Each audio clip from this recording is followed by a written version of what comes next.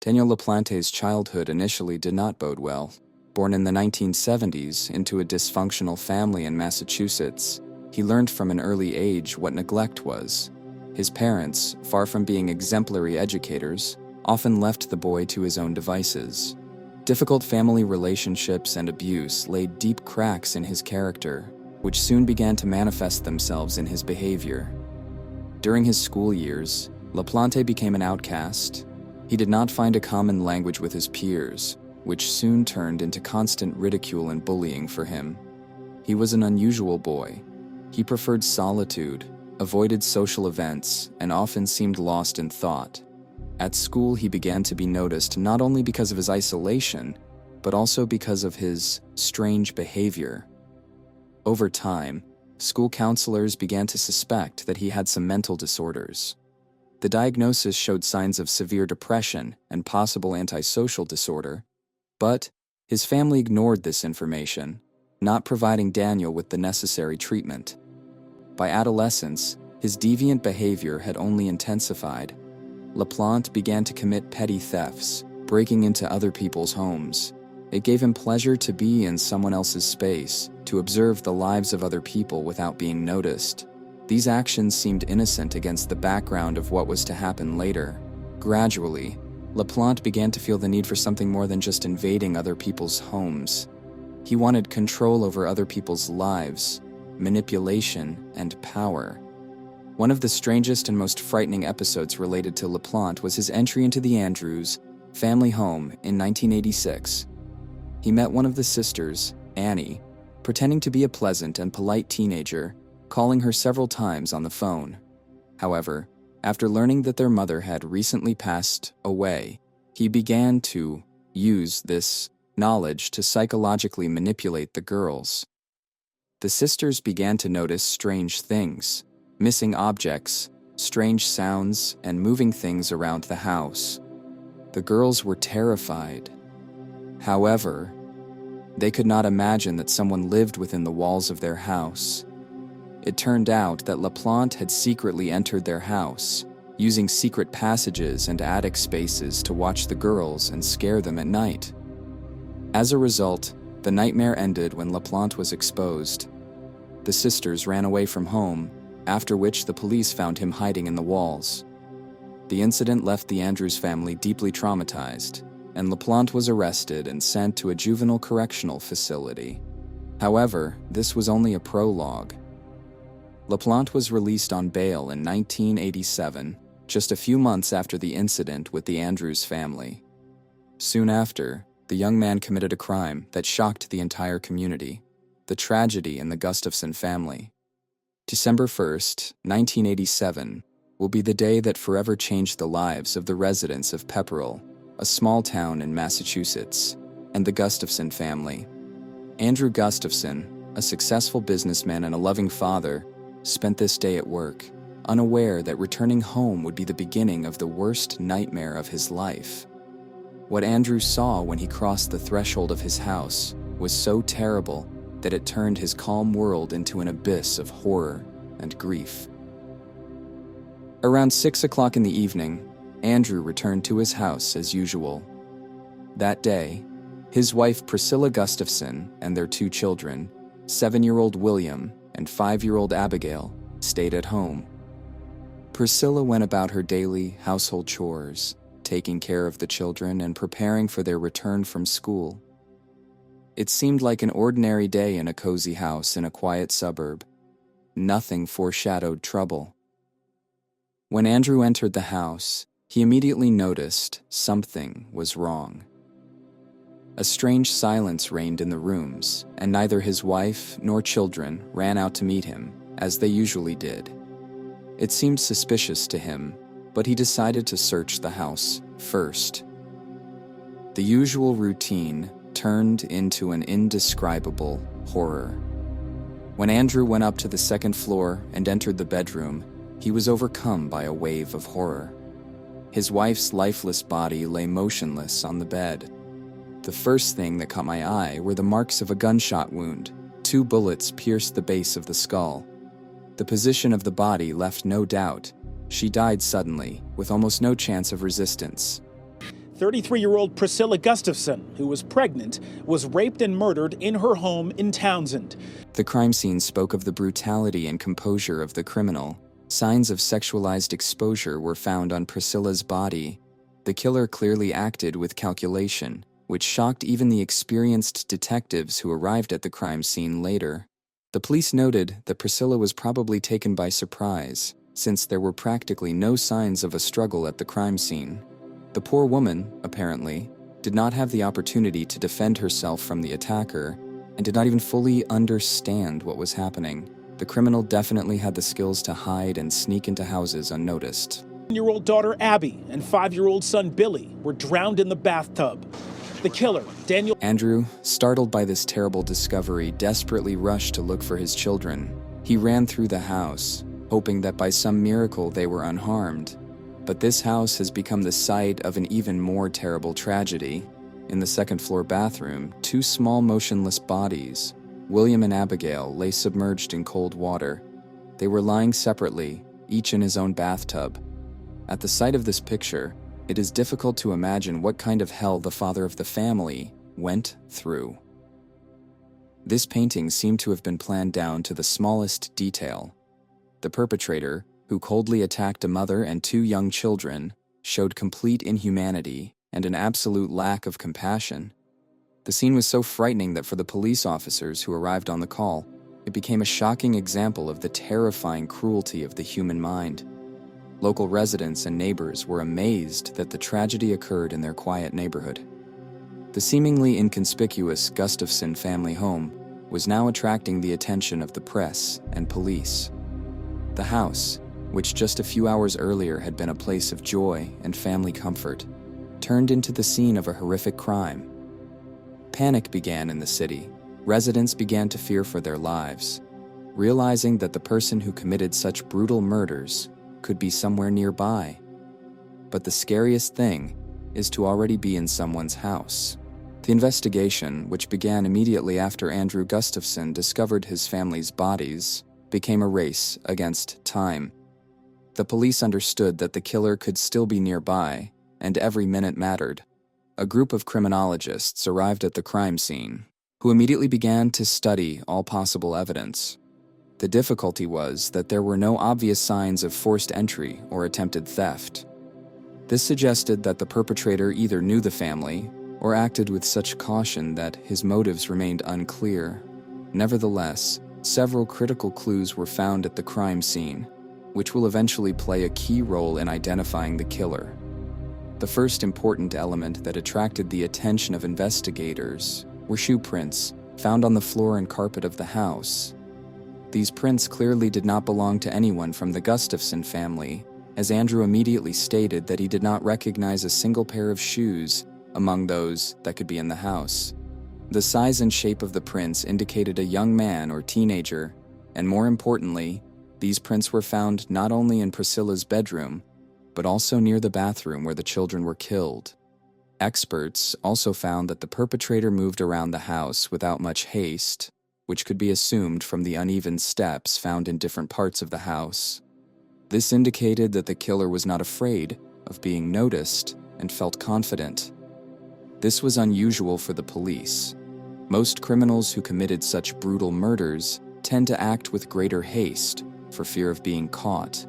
But in this case, it seemed that the perpetrator did not just come to kill, but also enjoyed the process.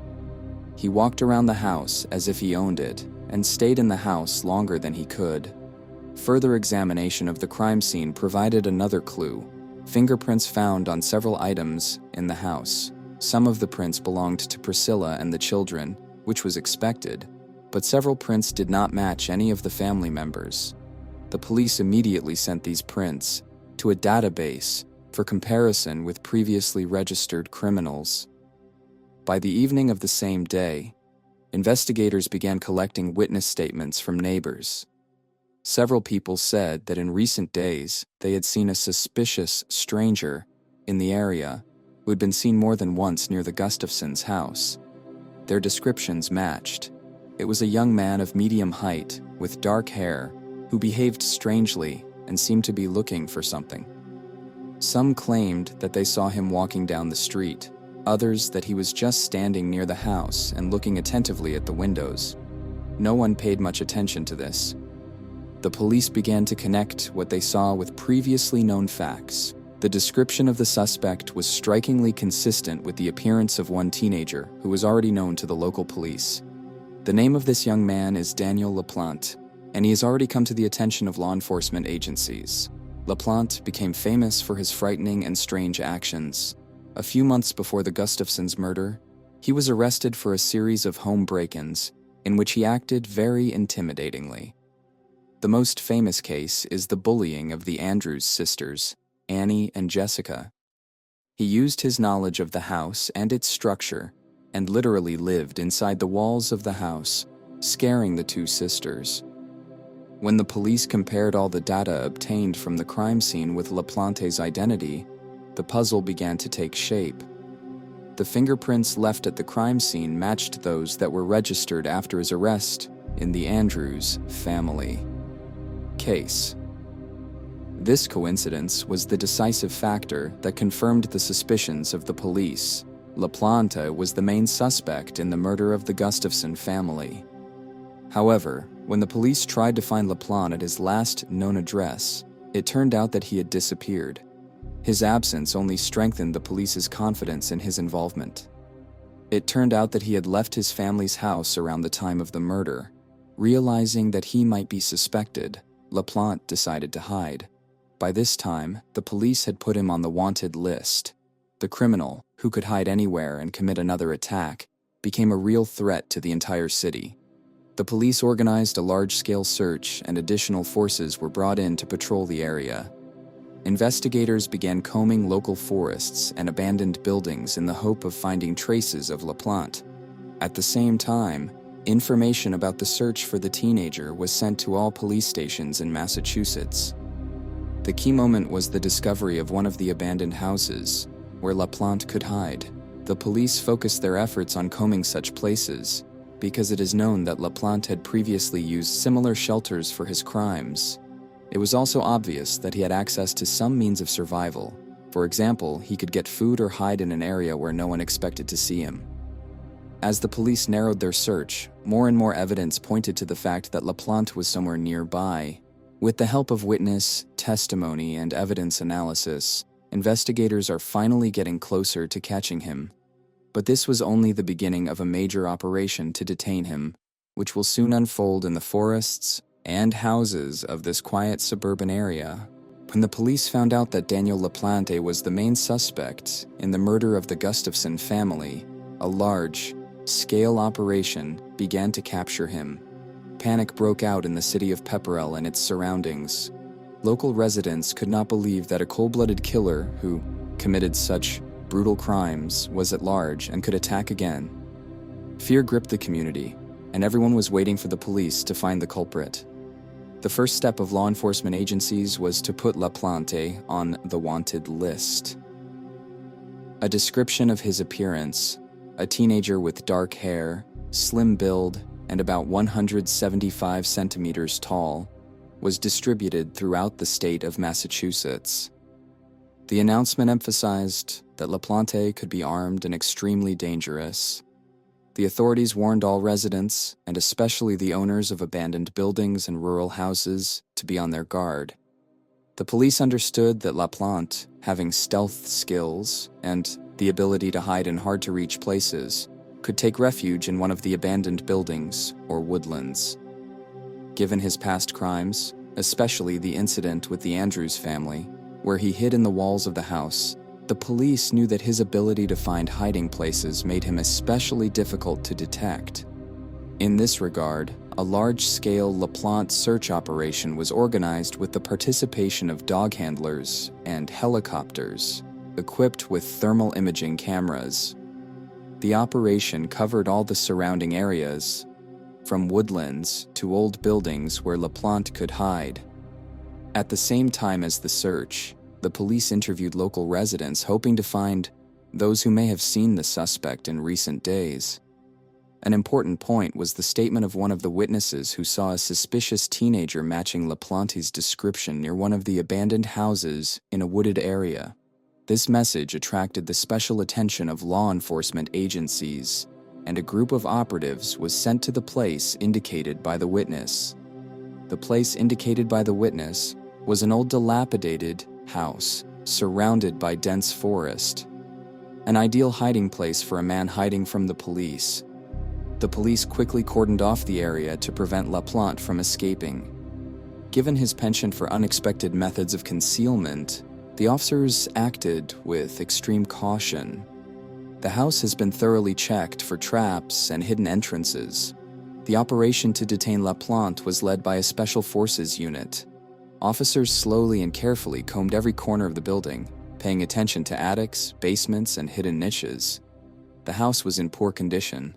Old walls, rotten beams, debris and dirt complicated the search, but officers knew that the suspect had already used similar places for his hiding places. Finally, in the basement of the house, among piles of construction debris and old boxes, Daniel Laplante was caught. He tried to hide, but the police immediately realized that it was him. Laplante looked exhausted and scared. His face was dirty, and his clothes were worn and torn. He had clearly been on the run for several days. However, despite his depressed state, he did not actively resist arrest. The commandos arrested him without using force, and Laplante was taken to the police station for interrogation. During a search of the hideout in which Laplante spent the last few days, the police found important evidence definitively confirming his involvement in the murder of the Gustafson family. Among the items found were small personal items belonging to Priscilla Gustafson and her children, William and Abigail. These were watches, jewelry, and some other things that Laplante apparently took from the crime scene as trophies. These findings turned out to be crucial clues that linked him to the crime scene. In addition, a pistol was found, exactly the one that, as ballistics later established, was used to kill Priscilla Gustafson. The weapon turned out to be the most important piece of evidence, as the coincidence of the bullets found in Priscilla's body with this pistol definitively confirmed that Laplante was the one who committed the murder. After Laplante's arrest, interrogations began immediately. However, the teenager was in no hurry to confess to the crimes. During the first interrogations, he behaved introvert and tried in every possible way to avoid direct answers. Investigators noted that Laplante looked very depressed and confused, which corresponded to his condition at the time of detention. However, Laplante initially denied any involvement in the murder, claiming that he was simply in the wrong place at the wrong time. But as the investigation gained momentum, the pressure on Laplante increased. The police continued to present him with evidence.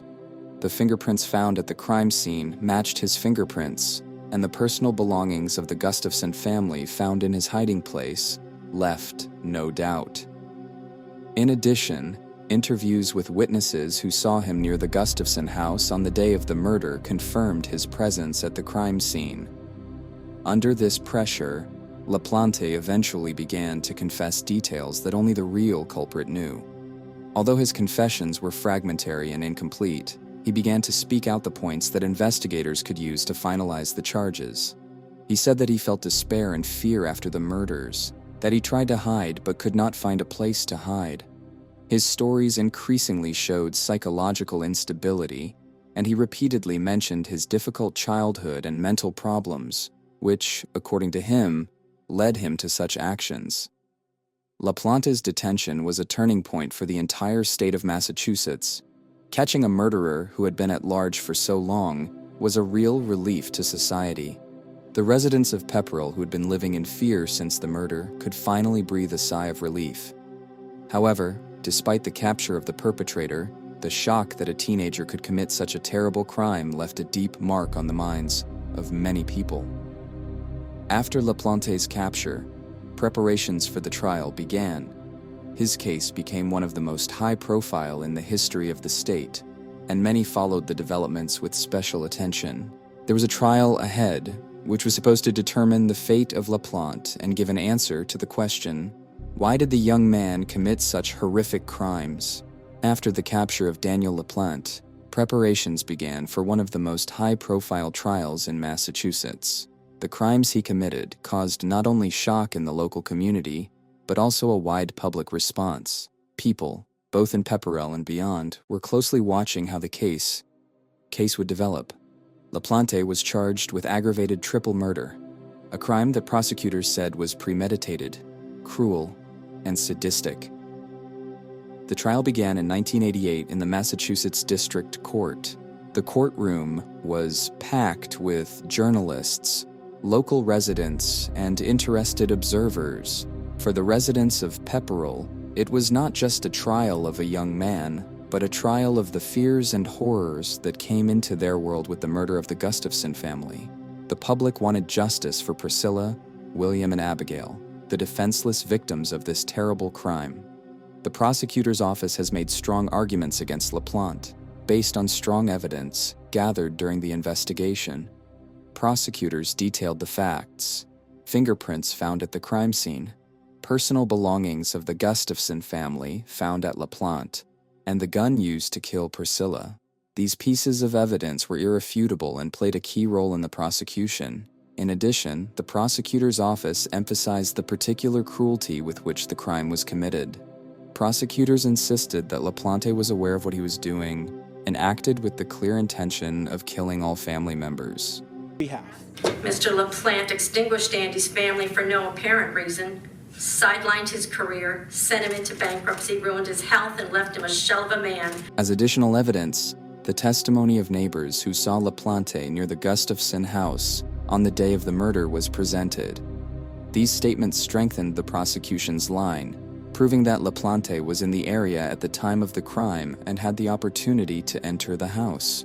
Prosecutors also focused on the fact that Laplante already had a criminal past. His actions at the Andrews family home, which indicated his tendency to aggressive and manipulative actions. Laplante's lawyers tried to build their defense based on his mental state. The main line of defense was an attempt to prove that Daniel Laplante suffered from serious mental disorders that prevented him from realizing the full extent of his actions.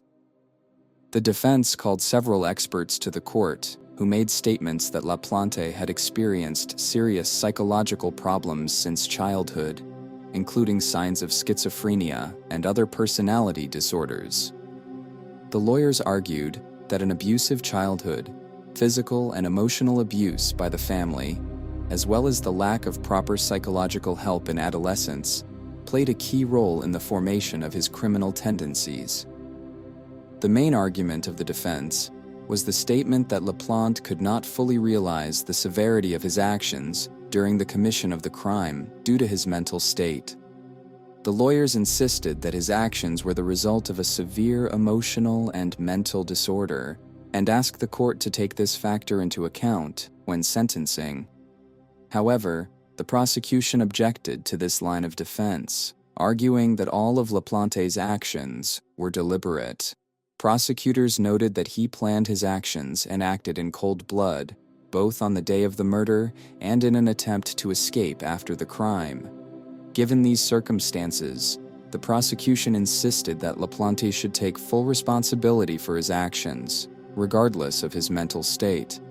The trial lasted several weeks, and every day new details of the crime surfaced in court, which increased the emotional tension among both participants in the process and observers. The hearings were difficult and painful, especially for the Gustafson family and Priscilla's loved ones, who attended every meeting. Their grief was obvious, but they hoped that justice would prevail. When the jury finally retired to reach a verdict, the tension in the courtroom reached its peak. After several hours of deliberation, the jury returned a verdict. Daniel Laplante was found guilty of 3 first-degree murders, committed with extreme cruelty. He was found guilty of the murders of Priscilla, William, and Abigail Gustafson. The verdict of the jury was expected, but no less an emotional moment. The relatives of the victims, who were in the courtroom, began to cry after learning about the decision. For them, it was an act of justice that, despite the loss, gave them a sense of completion. Was 17 years old. He was sentenced to 3 consecutive terms of life in prison. After the verdict, Laplante was sentenced to life in prison without the right to parole. This sentence reflected the full gravity of his crimes, and the court ruled that Laplante should not be able to ever be released. The judge noted in his verdict that Laplante's crimes were committed with unprecedented brutality, and society should not be at risk for such a person to be released again. He stressed that the punishment corresponds not only to the scale of the crime committed, but also to the need to protect society from such people. The case of Daniel Laplante shocked not only the small town of Pepperell, but also the entire community of Massachusetts and beyond. The tragedy of the Gustafson family has made many people think about the safety of their homes, about the mental health of teenagers, and about possible flaws in the system that could have prevented such terrible events. The impact of this case was multi-layered, and its consequences affected various aspects of society, justice, and even the care system for young people with mental disorders. After the discovery of the crime and Laplante's arrest, many residents of Pepperell and surrounding areas faced a deep sense of insecurity. The crime was committed in an ordinary, quiet suburb where no one expected to face such cruelty. People began to ask questions about how a teenager, who at first glance did not stand out among others, was able to commit such a terrible crime. This generated not only fear of unknown threats, but also wariness towards anyone who seemed different or had strange behavior. Many families have stepped up security measures in their homes. Residents installed additional locks, alarm systems, discussed safety rules and warnings about strangers with children. The house, which had previously symbolized shelter, began to be perceived as a potential target for threats, and this feeling remained in society for a long time. In addition, issues related to adolescent behavior and possible deviations have become increasingly discussed in schools and at parent-teacher meetings. Parents wondered if they might have missed important signals that could indicate a potential threat. This case made many people think that even the darkest instincts can hide behind external normality. The story of Daniel Laplante remains one of the darkest and most frightening examples of how psychological problems, social neglect, and criminal tendencies can lead to terrible consequences. His crimes committed at a young age demonstrated an extreme degree of cruelty and lack of moral restraint, which made his name a symbol of cruelty in the criminal history of the United States. Laplante grew up in an environment of emotional and physical abuse, which affected his mental state and contributed to his criminal path.